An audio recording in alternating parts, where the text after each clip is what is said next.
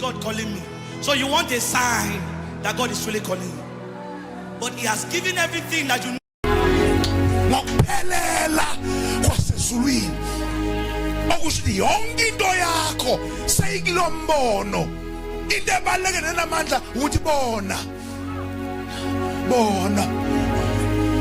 ngendlela umbono ngayo. See exactly what the vision is.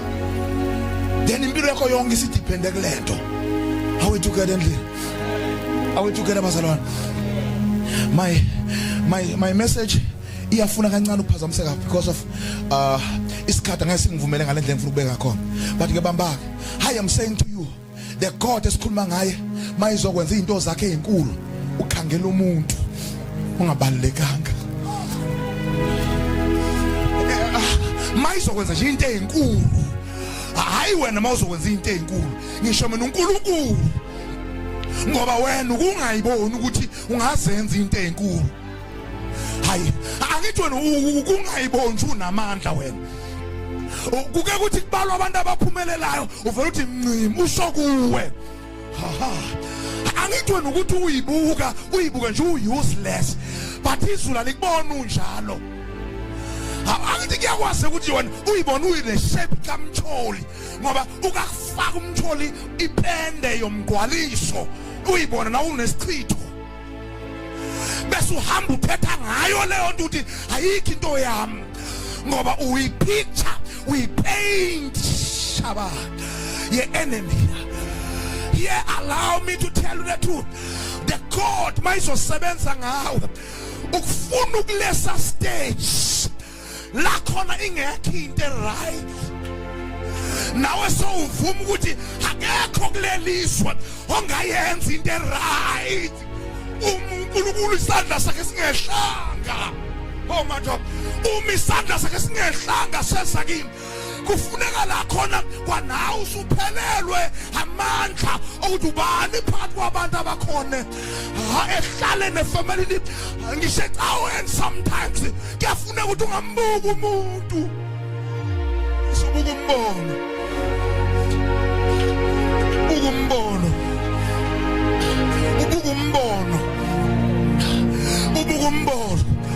bathi bephisa abantu beWhatsApp beFacebook uthi ngisembonweni bathi bephisa benake ezinye izinto eziseceleni ezasenyameni uthi inkinga yami ngisephisa ngoba manini kancinci ubuka umbono phakathi kombono kune package kunempiliso kunempumelelo kunakho konke okudingayo kune promotion kune life yakho kune success yakho inside the vision.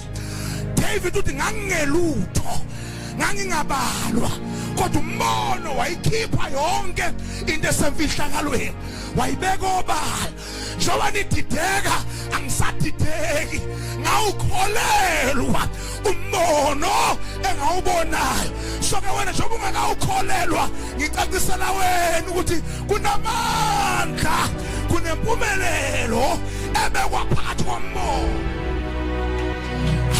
Shabaya uthi prophet Elijah ngizosuka eduze kwakho prophet Elisha kodwa zenzele inceba cela something before ngisuswa kuwe ukuze kube khona into ozosala naye mase ngingasekho ungasali wedwa.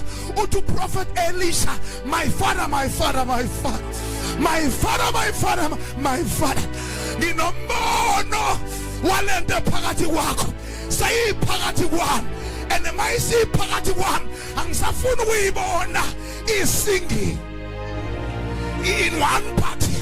I want to see what is inside you.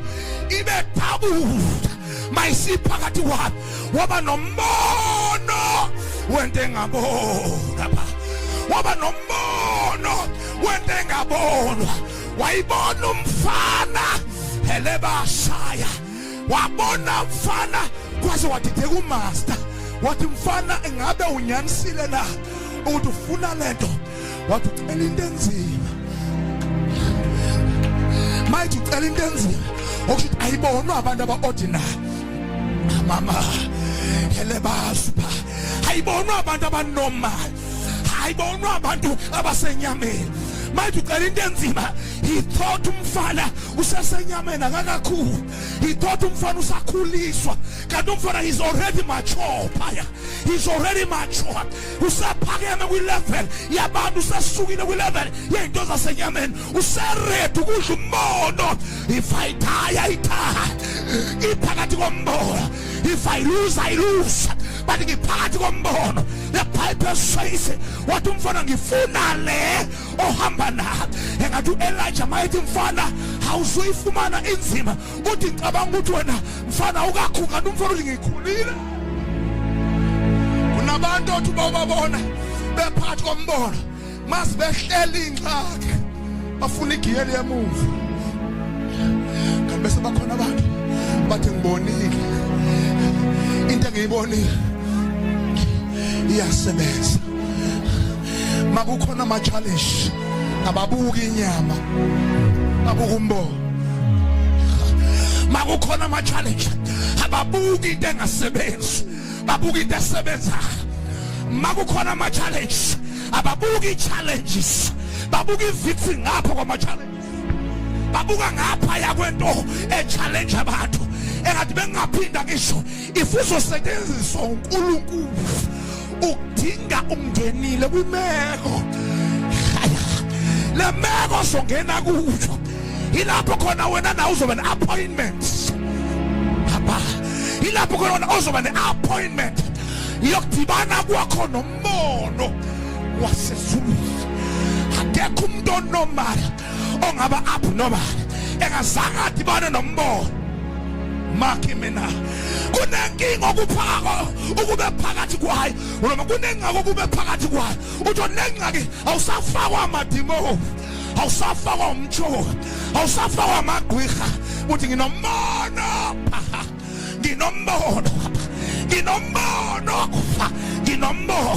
and lo mbono naho iwona okwazi ukuthi ngene enkingeni awuthi ngiphinda. Before uzosolve inkinga onayo kumele lo mbono mawusubambile ukudalela inkinga. Le nkinga onayo ile nkinga onayo namhlanje izodala inkinga kuze kube khona isolution. There is no one ongahamba nombono umbono uphethe ungakadala inkinga.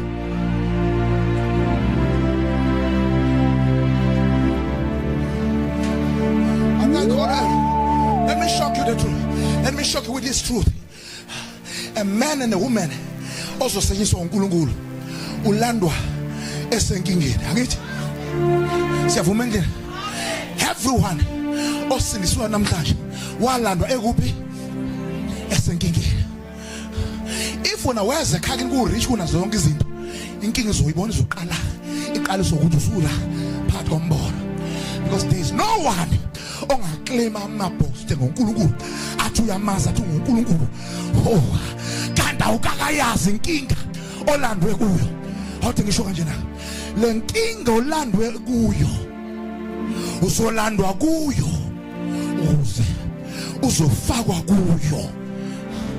uNkulunkulu ekulanda enkingeni owukuyo ufaka amadimoni uzokhipha kula nkinga ebese yokufaka kweyakhe la khona ezofuna ukuprove khona ukuthi do you really believe that I am the one who rescue you here?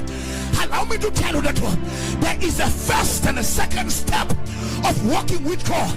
The first step ila khona ulandwe enkingeni zakho manaba. The second one ila khona uNkulunkulu eyokufaka enkingeni zakhe kholopa ufuna ukulwa ngawe. Now ezolwa ngawe kumele qala akhiphe kwezakho. That's why sine group yabazalwana abeza phansi kwentambiso only funa ukuthi aphume ezikolodini zomashonisa. Ufuna ukukhishwa enkingeni yakhe. Sibe ne group engakwazi ngisho ukwakha imizi ngaboshwa ngathakathwa ngafunela ufuna ukukhishwa akhiphe kuNkulunkulu. Kodwa before promote announce ukuthi ngowakhe uzodedela inkinga ekhandwa nguye. Angiphinde futhi ngoba nizwa late bazalwana uma usamkhonza uNkulunkulu usakwi level ukuthi wamkhonza wawusenkingeni wakuhlangula kulo nkinga.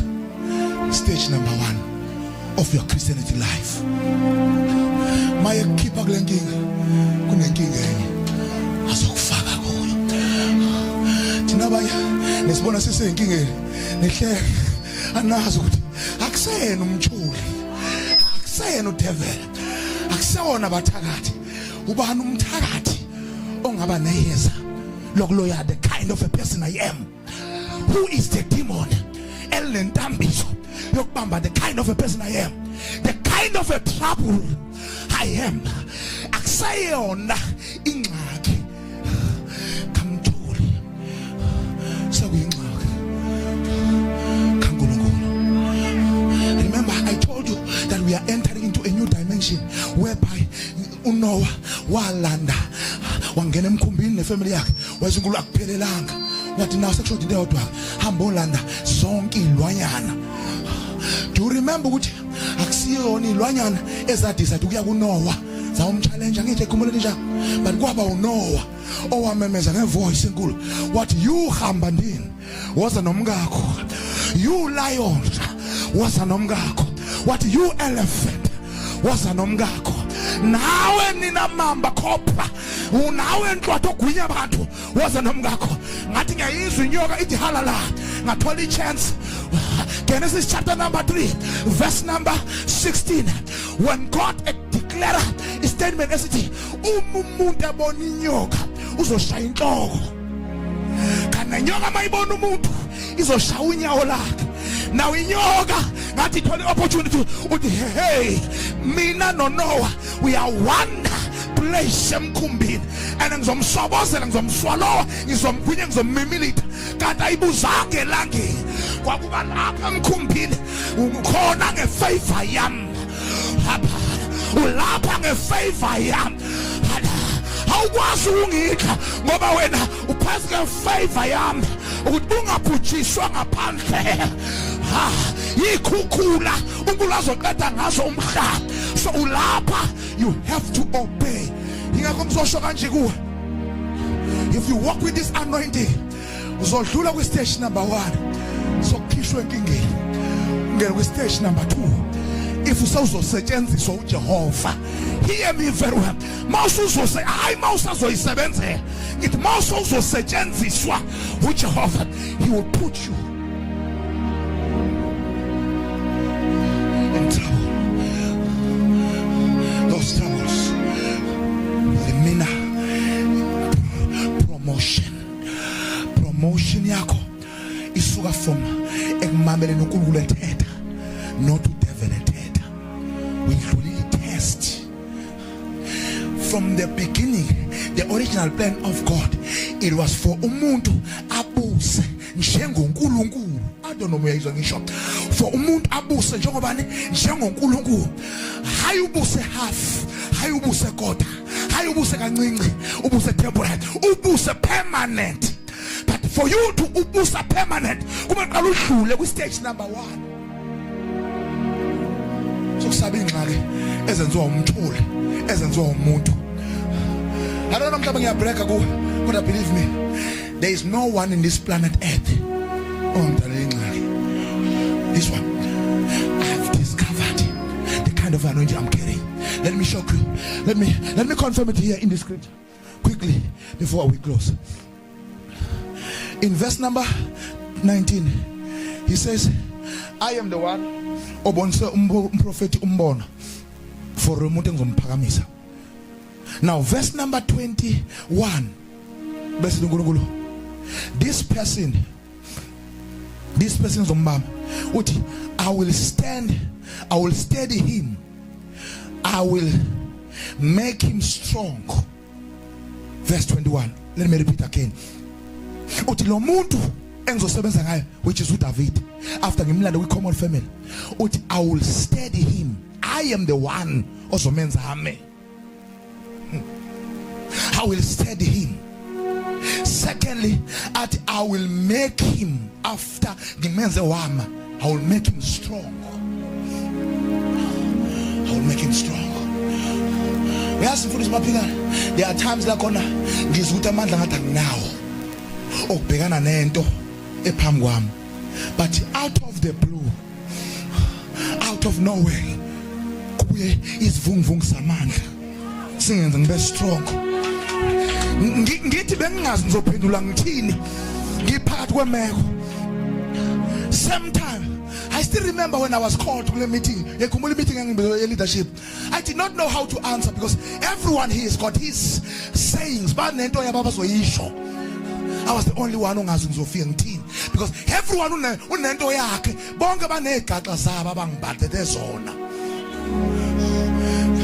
When the meeting is about to start at 6 o'clock and at 5 to 6, and then I hear the Lord visited me. He said, this is the message that you're going to utter in the meeting. I said, what are you saying, my father? He says, go and tell them. The meeting about the only meeting, but a funeral. What kind of a funeral? A funeral but a funeral, not your muntu, but a funeral, your destiny. But watch, uzofika kula meeting